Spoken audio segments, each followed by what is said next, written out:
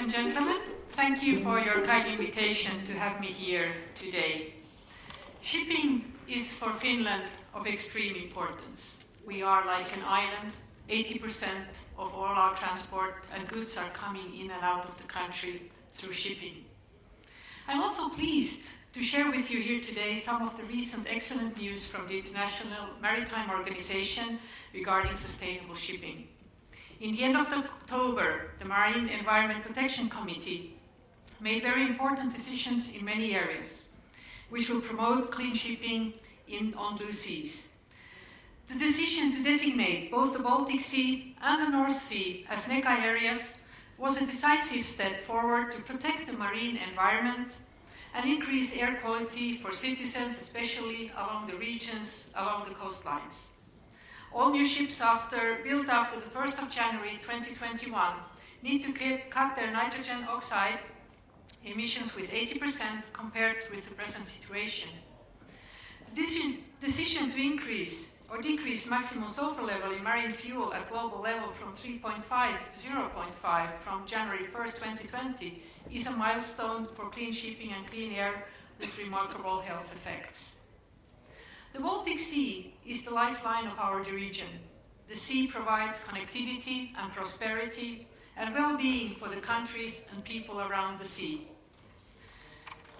Therefore, finding ways of stimulating innovation and growth goes hand in hand with sustainable development, and it is a task that we can and will solve together.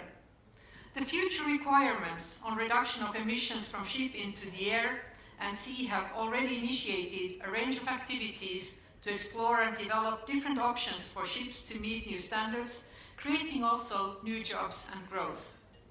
The number of new ships that will use LNG and other alternative fuels is growing. Ships use abatement technologies such as scrubbers to reduce sulfur emissions and selective catalytic reactors systems to reduce NOx emissions. We are now moving rapidly towards the new normal. How can we make the transition as smooth as possible for all of us? With this regard, I would like to take up 3 different points. How can we increase financing green shipping? How do we use digitalization as a tool to enhance eco-ships and eco-shipping? What can we do to promote public-private cooperation to enable a sustainable future? Let me start with financing green shipping. There is a genuine desire amongst ship owners to invest in green and clean ships. The marine industry is working hard to develop technological solutions for energy efficient and green shipping. The research and development sector is looking way ahead into the future to find new solutions to increase the energy efficiency of ships, including new hydrodynamic solutions and the use of solar and wind power. One of the core issues for us to solve is the financing of the green and clean future in the shipping. The society and industry need sustainable shipping services, and as Finland is like an island with about 80% of foreign trade carried by sea, we are interested in promoting those solutions. Due to the global economic recession, there is an overcapacity of ships and the freight rates are low. And therefore the shipping sector is not very appealing or hasn't been appealing enough to commercial banks today. Good work has already been done regarding financing a greener future. We have mainly managed to solve how to finance pilots. There are financial instruments at national, regional and EU level to support turning innovations into reality by using pilots. This is and remains to be very important. The European Investment Bank has also lending tools for investments done by big actors in green shipping, which promotes the EU agenda and also supports our goals for sustainable development. Now the focus should be especially on small and medium-sized operators. Work has been carried out in the framework of the European Sustainable Shipping Forum, together with the EU Commission and the European Investment Bank. The European Investment Bank has produced, within the framework of Connecting European Facility Instrument, a financial instrument green shipping platform, which is now in a pilot phase. We think that it's important that also the Nordic countries would be active and also see that we participate in using this platform.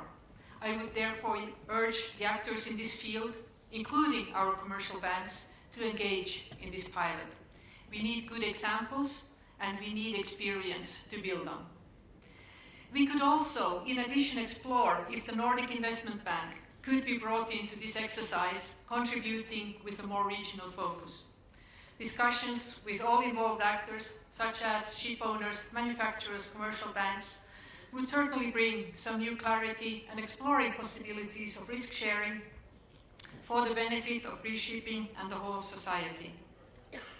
To my second point, digitalization as a tool for promoting sustainable shipping. We know that digitalization is an excellent software tool for optimizing the performance of ships and the whole of the logistic chain. Real-time data collected from sensors on board, analyzed, translated into recommendations and actions, leads to reduced fuel consumption and reduced emissions, reducing thus also costs. Huge amount of data already exists, but today it's still very fragmented. Open and transparent data information for all stakeholders is said to be a real game changer. As our Prime Minister, Mr. Sipilä, outlined yesterday in his vision for the Baltic Sea in 2030 as a leading region in safe, sustainable and profitable shipping. This is the vision I think we all can share. As to my third point, public and private cooperation, shaping the future together. A joint cooperation and action by public and private sectors is key to success at national level as well as regional, EU and international levels. Increased communication, information sharing and coherence in the Baltic Sea region are essential elements for promoting our cause. The development during recent years to enhance the international and interregional cooperation is very encouraging. HELCOM, CBSS, the Baltic Development Forum, the EU Baltic Sea Strategy, priority areas on shipping and many others are now focusing together on a coherent approach to promote sustainable shipping in the Baltic Sea. The Zero Vision tool is also an excellent example of joint action. The Zero Vision tool cooperates actively with the HELCOM subgroup, which has been established to enhance the public and private partnership for green shipping in the Baltic area. At EU level, the European Sustainable Shipping Forum, established by the EU Commission, has also brought together different stakeholders at an EU level. With all this cooperation and joint efforts coming, we can create more understanding, we can more benefit from the specific circumstances in our region, such as our winter conditions, which we very well can recognize today what that means, and the specific requirements relating to navigation in ice conditions. I'm convinced that we all here can together achieve a clean, safe and smart shipping in the Baltic Sea, and that we can be a model region for a global level. I do appreciate the possibility for these words and look forward to the future debate. Thank you. Thank you, Minister. Please join us. Finnish voice in the discussion, and now I'm delighted to present to you Ms. Anna Johansson, Swedish Minister for Infrastructure. Minister, if you'd like to take the floor. Thank you. Thank you very much, and I would first of all like to extend a very warm, although the weather outside, welcome to Stockholm and this conference, this Baltic Sea Strategy Forum. It is a pleasure to host you all here at Münchenbryggeriet, situated next to Lake Mälaren, which is connected to the Baltic Sea via a lock just a few hundred meters away. By ship, you can travel not only to all the Baltic states, but also to other sides of the world. This is truly amazing, especially for me as a Minister for Infrastructure, as the infrastructure is already here, by nature. Nevertheless, there are still challenges to be met, which you all here are very well aware of. And that's one of many reasons why we are all here today, to discuss the sustainability of the shipping industry. The Baltic Sea is not only connecting the Baltic region by providing us with the infrastructure to facilitate trade between the Baltic countries, it is also feeding us and hence we all have the responsibility to do our utmost to protect it. And we know that the world we see today requires more of international cooperation, not less. Stockholm has a great environmental tradition, as the first UN Environmental Conference was held here already in 1972. Now, 44 years later, Sweden and Fiji have come together in a joint initiative to support the implementation of UN Sustainability Goal 14, conserve and sustainably use the oceans, seas, and marine resources. A high-level UN conference, co-hosted by Fiji and Sweden, will take place in New York in June 2017. We need to find agreements for a sustainable development, both on the macro-regional level around the Baltic Sea, but also on the global level. The Paris Agreement on climate change entered into force last week. It is a cornerstone for the fight against climate change and will also be a key driver to a more efficient and less fossil fuel dependent world economy. Sweden, however, will go one step further and has set the goal to become one of the world's first fossil-free, fuel-free welfare nations. Leading the way in this transition is not only morally right, it is also economically smart. A fossil fuel-free society will create new growth opportunities and new jobs. Green shipping is one of the pillars of the future for the shipping industry. The shipping industry, as well as other industries, has major environmental challenges today and in the future. To meet these challenges of the future, cooperation is needed between governments, the industry, and the academia. The platform Zero Vision tool, which has arranged this seminar today, is an example of cooperation to support green shipping. The shipping industry, ports, and transport authorities in Sweden meet to develop the sustainable shipping of the future. Cooperation over borders is necessary. A global industry as shipping cannot be regulated separately by each nation. The EU and the IMO have now proved to be successful to regulate emissions from shipping. Sweden recognizes and endorses UN's Sustainability Goal 14, conserve and sustainably use the oceans, seas, and marine sources. Therefore, Sweden is both willing and keen to undertake every effort in meeting the objective of this goal, and should pursue every avenue to succeed to meet this objective. Sweden has the longest coastline of all EU states. This strategic location provides Sweden with unique possibilities, but it also comes with responsibility, which we do take very seriously. The shipping industry in our region is in the forefront with regards to research and innovation related to green shipping. The Swedish government's ambitions is that a larger share of freight in Sweden shall be transported on rail and water. To achieve that, the government has increased the budget for railway maintenance. This will both make freight transport with rail and ship more attractive, as freight to the ports often are transported on rail. With the purpose of strengthening the competitiveness of Swedish shipping, Sweden will also introduce a tonnage tax system from 2017.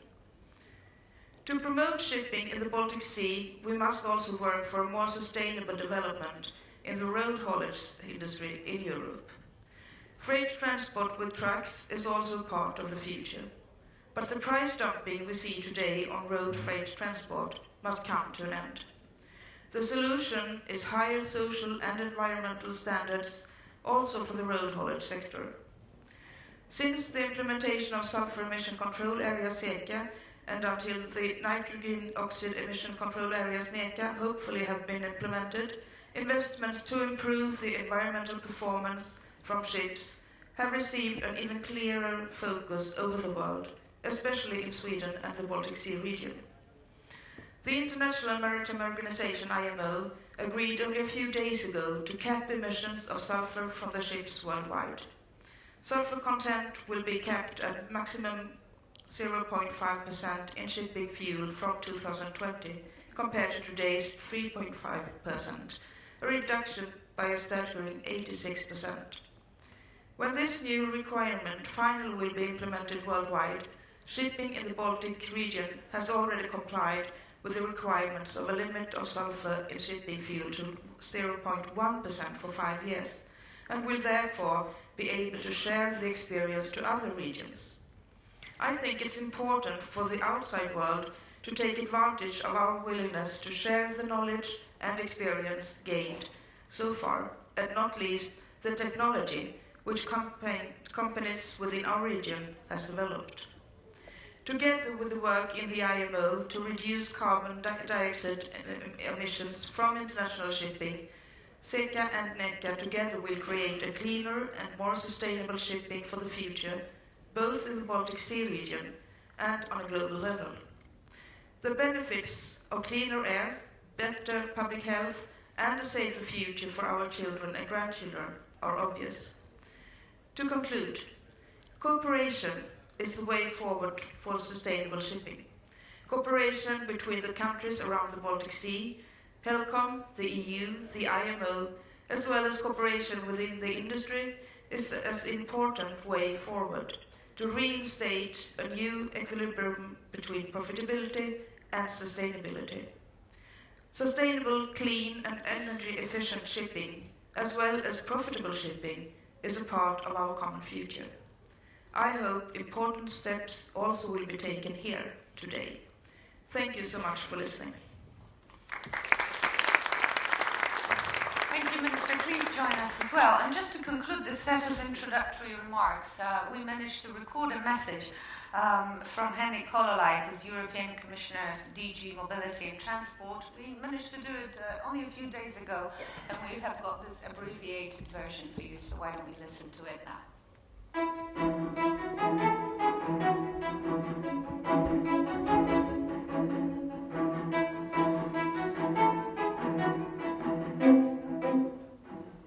It's very good that we have developed now different regional strategies because the cooperation in the regions is absolutely essential. As it comes to transport, I mean, again, this is a good example of a region which is very much intertwined, but at the same time, of course, has the potential to be that even more, because there is absolutely important to concentrate even more on providing the connectivity for the people and for the businesses. But different transport modes, of course, come here together. And when I think about the Baltic Sea region, of course, the first thing which comes to my mind is maritime transport. This is a very, very important sea here. And this sea is also very heavily exploited. 15% of the world's trade when it comes to the maritime transport is related to this region. And 10% of the European container traffic also is related to this region. So that only shows the intensity and the importance of this region for Europe and also for the world. And that also means that since there is very intense maritime transport, it is also very important to concentrate on the sustainability, because this is a sea that all the countries around the Baltic Sea want to keep sustainable and want to keep as clean as possible. And some of the initiatives which have been taken here have been revolutionary, because afterwards the rest of the world is there to follow. I'm very much believing in the LNG use in maritime transport. I believe that it has many aspects. One thing is that it is much cleaner marine fuel.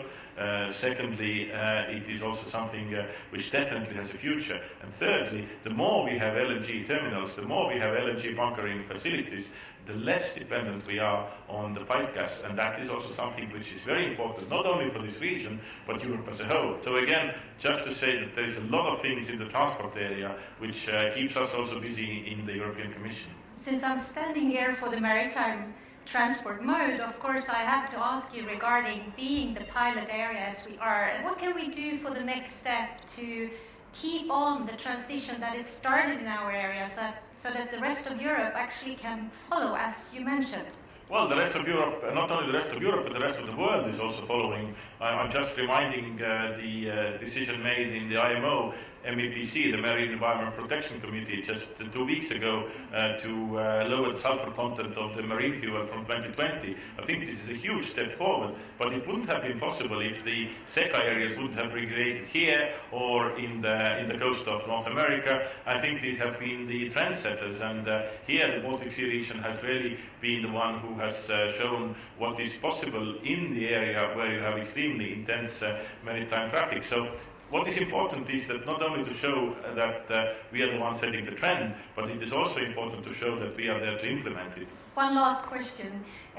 What we are discussing a lot right now is different types of support, since we are very happy for grants when there are pilots which need grants.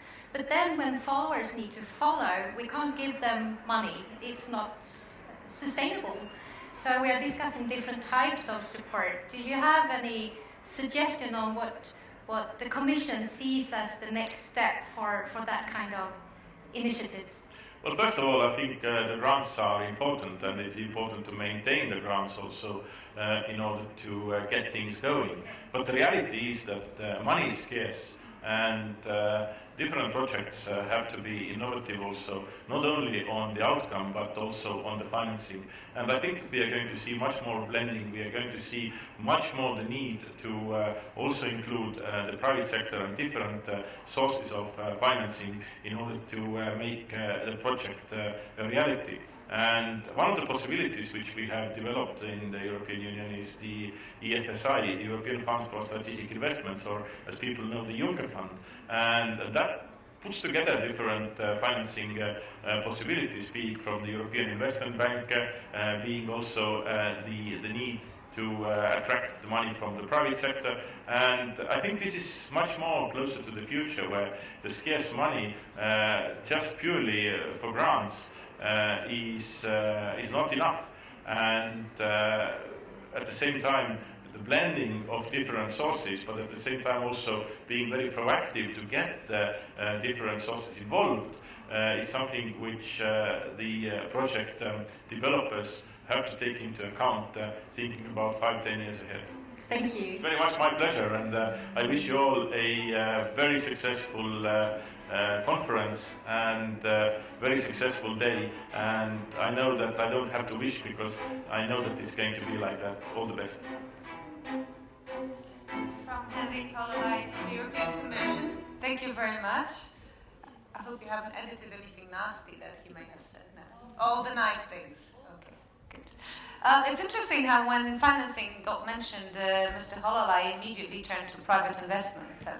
We're going to be talking about financing in a minute, but let me please first introduce the gentleman in the panel. Carl Carlsson is with us, as CEO of Zero Vision 2. We also have Erik Fridell, who's senior researcher and professor at Swedish Environmental Research Institute. Welcome to the panel. And the two representatives of the industry, Jan Hanses is with us, CEO of Viking Line, and Niklas Martinsson, CEO of Stena Line. Hello, and I would like to start with you, gentlemen, because you're actually witnessing what we've been talking about and what has been advised here, the zero emission goal, the green shipping. Is it actually happening in your line of business? Is it already viable from the business perspective? Yeah. Well, first of all, I would like to emphasize that, in my view, no ship owner burns more fuel and creates more emission than he needs to. And that the reason for that is, of course, the price mechanism. And we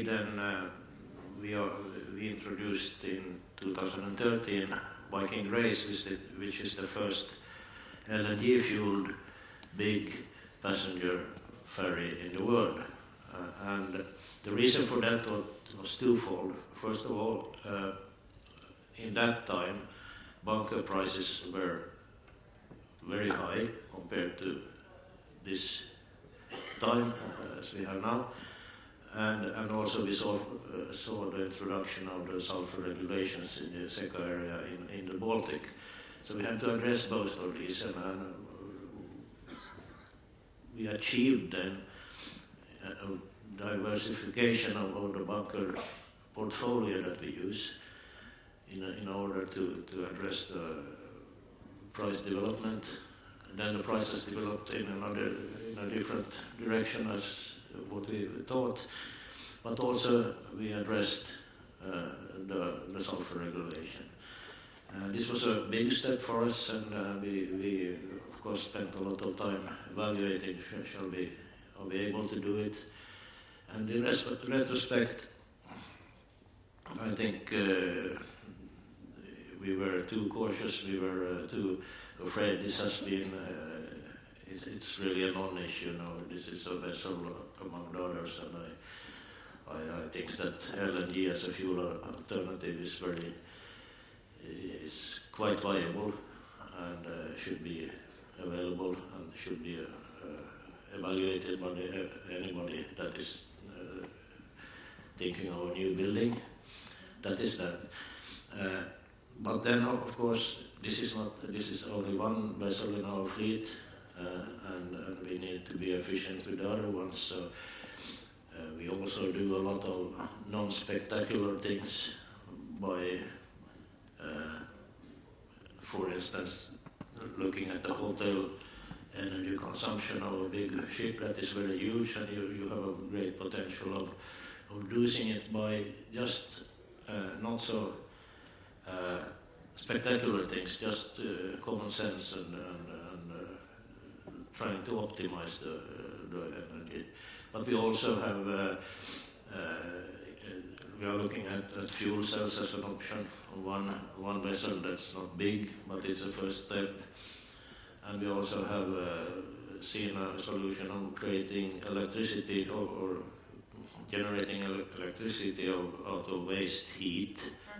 Small the temperature differences that you can use for creating electricity, and that's it's not big, but it's something that will develop into the future. It's interesting when a businessman says you've been too cautious. It sounds to me like you've kind of missed the train on something. Is that what you meant? I didn't mean too cautious in that way, but perhaps we thought this was a too big issue, but it wasn't that. It's not that big a deal. It just went smoothly, is what you say. That is correct. Okay. Nicholas, how does it work in your line of business? Well, I would say that there is a lot of things going on. I think there is a big interest, but also realizing that there is a big responsibility. The effect from the SECA regulation, I would say, had actually moved the industry being more innovative than we've been before. And with the regulation supported by the regulator, I think that cooperation has actually been and is still very fruitful. We can see in Stena, we do not look into LNG as Viking Line is doing. We have just converted one of our ships into methanol. We are a private-owned, family-owned company, not on the stock exchange, and that conversion cost 22 million euros, and it's still a pilot project. So we are looking into alternative fuels at the same time as we're doing the small things as well, looking into how we can be more efficient between A and B. Do we have the right vessel setup? Do we have the right speed, etc.? And then also adding on that we actually also connect our ships to electricity when we are ashore. In Gothenburg, for example, we have connected our ships to the central heating system, not to burn fuel when we are in the port. So I would say that there is a lot of things going on, and the cooperation between, as Minister said here as well, I think the cooperation between the industry, the academia, and the politics is crucial to be sustainable, because it can't be that one live without the other one. It's that combination and cooperation that's crucial to be sustainable. But just figures, if there is things going on, we have reduced our energy consumption with 4% per nautic mile the last couple of years, and we have reduced sulfur with 50% on the global level, but in the Baltics we have reduced our sulfur emission with 90%. So yes, there are evidence that things are going the right way. And would you say that this phenomenon of being maybe too cautious and too worried, too afraid that this is not, the green shipping is not a viable proposition from the business side of things, would that apply to your business as well, or not? I share Jan's view in that case, but I think it's important also to see how we actually can be competitive in the future, and it's talking about being competitive, because we do try to be profitable as a company as well. In that case, that's part of why we are here. And to do that combination is crucial for us, and I think that discussion is sustainability and environmental is one factor, but you need to have such a broader perspective when you're talking about sustainability being competitive versus roads, for example, and also what kind of consequences does this have for us as a company and the society itself as well. We're talking about the base industry in Sweden and in Finland, when we're coming into how sustainable will we be, and then all of a sudden talking about base industry, we're talking about employment rates, etc. So it's a really big question in that case. But I think the most important thing is that we can prove that shipping industry is the most environmental friendly way of transporting goods and people, and especially when we compare it when we're sailing parallel to the road. That's one factor. The second one is how can we combine train and sea? I think that's a competitive advantage we will have up here in North in the future. Interesting, thank you. I just wanted to refer to something Alan Atkinson said this morning. I don't know if you had the opportunity of listening to him. He called it the Red Queen phenomenon.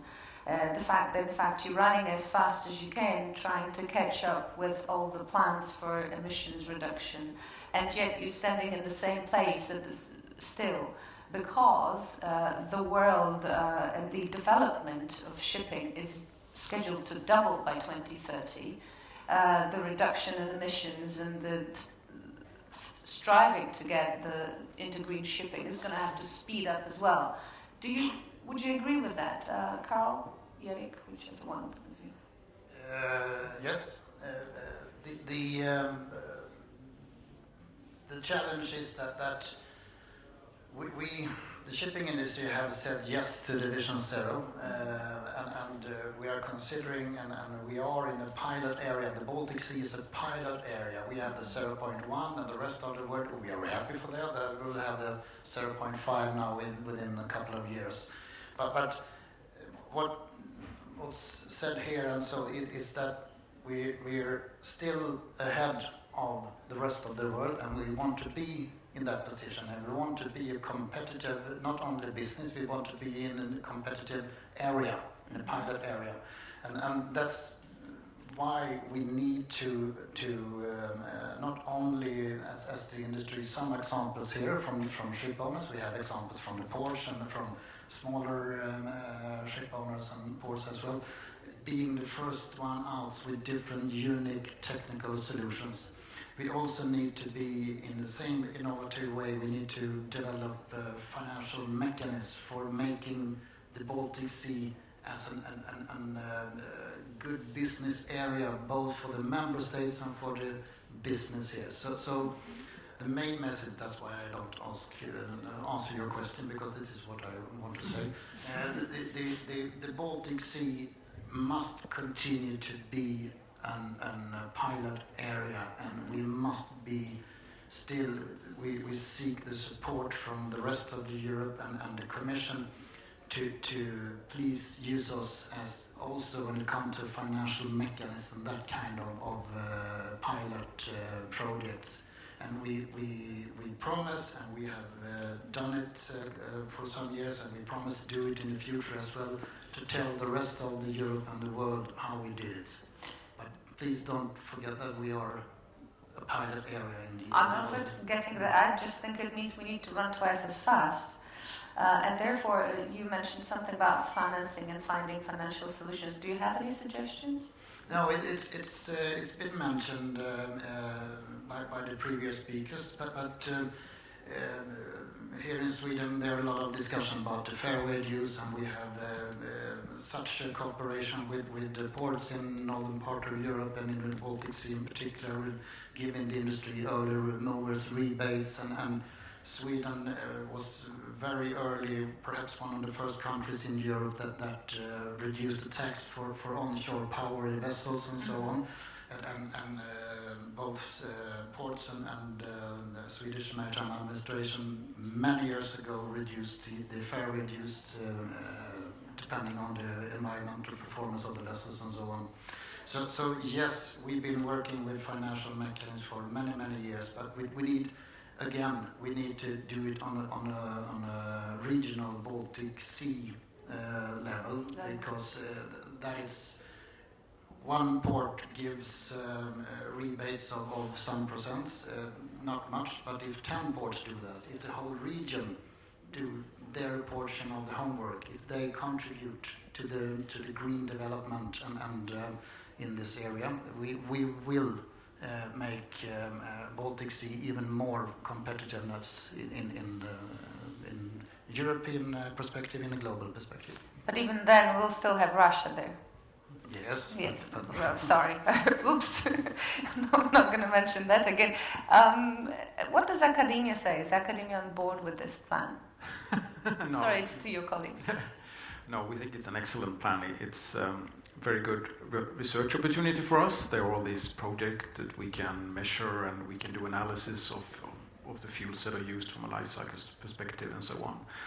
And we've also done environmental and economics calculations, where you can see that all emissions have a cost for society, because you influence the environment, and especially you influence people's health, and that can be calculated in monetary terms. That's been going on for many years in the EU, and we've done that for a couple of these projects, and you can see real good benefits from them. So I think that's the financial mechanisms that Carl are talking about. You need to transfer this benefit or this lower cost for society somehow to the shipping industry to make this happen.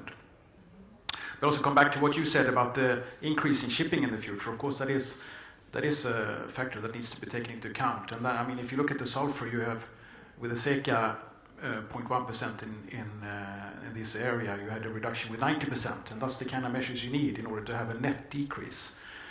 So for particulate matter, for example, that we studied a lot, if you go to LNG or methanol, you will have that kind of reduction. So that aspect, that's good issues. But when it comes to nitrogen oxides, that was measured earlier, the regulations will apply to new ships in 2021. So if we want to have some net reductions also in the Baltic area in the next decade, or even the one after, we need to have other additional measures taken into account also. And LNG could be one of those. Exactly. For example. But then there was the matter of LNG terminals and ports. Yes, that is important, important as the LNG-driven ferries and ships. And finally, of course, for climate gases. There is a lot of initiatives on reducing fuel consumptions and so on in ships, but to have a net reduction of all shipping industries, there's a lot of work to be done also in the future. Okay. I would love to open this panel to discussion from the audience. If there are any questions, please make yourselves known now. I'm sure we have a microphone or two handy. I know Jose Anselmo's with us, who's formerly been in charge of Motorways of the Sea. Are you with us, Jose? Oh, here you are. Would you have a comment? Well, people who know me for 25 years know that I always have a comment. Wow, you see, clever me. Yeah, I'll try to. Well, I have a comment. The first one is thank you very much to the Baltic region for these actors, each and every one of them, because you made a perfect wave. Not a perfect storm, but a perfect wave. When I started with Motorways of the Sea 6 years ago, everything worked nicely. We were able to support the pilots. We were together with the industry. We were flexible. We were not just picking one system. We were picking several systems being open. And this would not be possible. It's not the illuminated bureaucrat or Eurocrat. This is the industry, the people that live around the Baltic that has made it. Now, you need to make an extra effort, and that's my only plea. We just surfed the wave. It was perfect. We came to the beach. Now, we have to go back, and we have to create another wave. And the other wave is the one that can create also an industrial surge around the Baltic. We need shipping, and now we need to come back to the real politicians. And I'm looking at the ministers, two of them, and you should help Henry Ololai to take a decision. It is not easy to decide where you should put your money. But you need to help him putting his mouth on shipping so that he puts his money on shipping. It's very important. And I would just like to say that we have 28 billion for Trans-European Networks development. Only 1.5 billion is shipping. And you have to make your decision. If you want to have an integrated transportation system, as Tana was saying, is perfect. But it should be led by the industry that has been with you throughout the centuries, that has set to wealth for Europe, for the Baltic region, and that is shipping. Being flexible, trading, external trade with other countries, with other people, being flexible, accommodating, and connecting to the hinterland, making the piano available to that small village up in the north. That has been the role of shipping throughout the centuries. So please do not forget it. Help shipping to become cleaner, but you have to help your counterparts in the European Commission, in the European Council, to take a decision for shipping.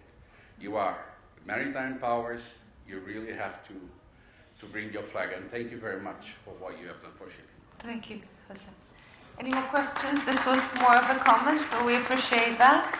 Any questions from the audience? I think what Mr. Anselmo said, Minister Berner, is especially important for a country like Finland. I was at a Northern Dimension meeting the other day, and one of the panelists said, well, most of the people I work with think Finland is an island because everything gets to us by ship. Therefore, the financing part of it is also crucial, isn't it? Absolutely. And we think in Finland that for the time being we are almost like an island, since almost everything comes and goes over the sea. And so shipping is extremely important for us. And that is also why we think it's important that we do have a good cooperation between the industry, between policy making and academia, so that we can find in this time where all the requirements on the industry are growing tougher, and our requirements on our environment are growing more serious and more understanding, that we need to see how can we really spur innovation, how can we support technology development, and how can we find new financial tools. And I agree, we need to put pressure also on our friend Henrik to see that how can we have the Commission work with us, and I think with Anna we can do that. Help him decide. Yes. Mr. Jönsson, would you like to comment on that? Well, I think it's also important to see that changing into sustainability and green shipping is not only a threat against competitiveness, it's also an opportunity to reach, especially in the long term, competitiveness. And I think that is a perspective that is sometimes lost. That, I mean, for example, eco-driving is profitable at once. Filling ships more efficient is also profitable at once. And those small things are very easy to do and can have a really big impact on shipping and environmental footprint. So I think in those projects and corporations to find what really works and to take the small steps alongside with the big steps. And I think that is some of the ingredients that we need for success. And I would not agree on the importance of having the Baltic Sea as a pilot. In a way, I think it's great that we can test new technologies, we can be forerunners, but at the same time, I think it's extremely important that the most sustainable shipping industry in the world should not have to meet unfair competition. So I think it's also important to, at the same time as we are forerunners and we try to be ahead all the time and try to push a little bit harder, we also need to put effort into regulation on the global level, so that Nordic and Baltic and European shipping industry is not meeting too strong competitive from countries that are not as far ahead as we are. So I think there needs to be a balance in that. Yes, viable point. Unfair competition is also, in a sense, a result of lack of cooperation, isn't it? It's allowing different agents to act sort of as wildcards, you know, and not in communication with the people who want to get together and think of the right solutions to come up with. I think it's a time for sort of a round of concluding remarks. I think we'll start with Mr. Martinsson, if you're ready. Well, I totally agree with the ministers here, and I'm happy to hear about the knowledge of short sea, because we are stuck in an unfair competition for the moment compared to the Mediterranean, who do not have the SECA effect yet.